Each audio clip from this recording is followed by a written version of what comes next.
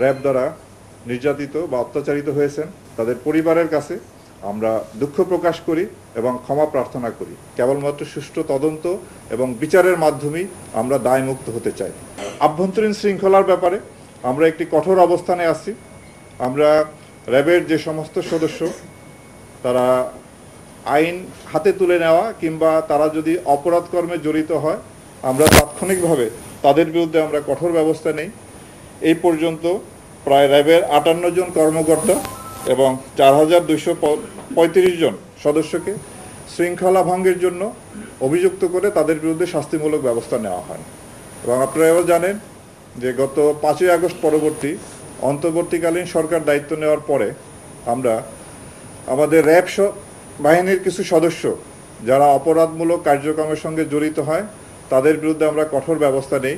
এই পর্যন্ত 16 জন সদস্য গত 4 মাসে 16 জন র্যাব সদস্যকে আটক করা হয় এবং তাদের বিরুদ্ধে ডাকাতি, চাঁদাবাজি, মাদক ব্যবসার সাথে সম্পৃক্ততার অভিযোগে এবং ছিনতাইয়ের অভিযোগে তাদেরকে আটক করা হয় এবং তাদের বিরুদ্ধে ফৌজদারি মামলা দায়েরপূর্বক আইনানুগ ব্যবস্থা গ্রহণ চলতেছে।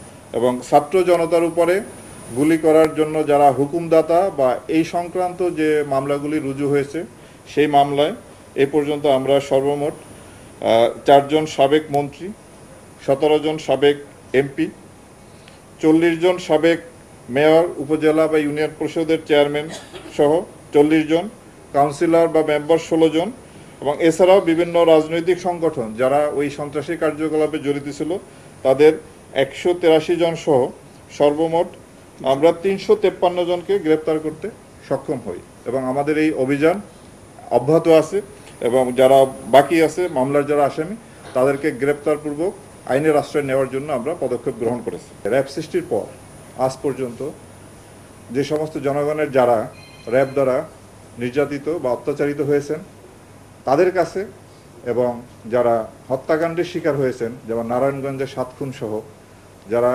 র্যাব কর্তৃক হত্যাকাণ্ডের শিকার হয়েছেন তাদের পরিবারের কাছে আমরা দুঃখ প্রকাশ করি এবং ক্ষমা প্রার্থনা করি এবং পাশাপাশি এই সমস্ত ঘটনার সুষ্ঠু তদন্তের মাধ্যমে এর বিচার যাতে হয় সেটা আমরা প্রত্যাশা করি। অন্তর্বর্তীকালীন সরকার গুম খুন কমিশন করেছেন, আন্তর্জাতিক অপরাধ ট্রাইব্যুনাল এই ধরনের অপরাধ কগনিজেন্সে নিয়ে বিচার কার্য পরিচালনা করছে।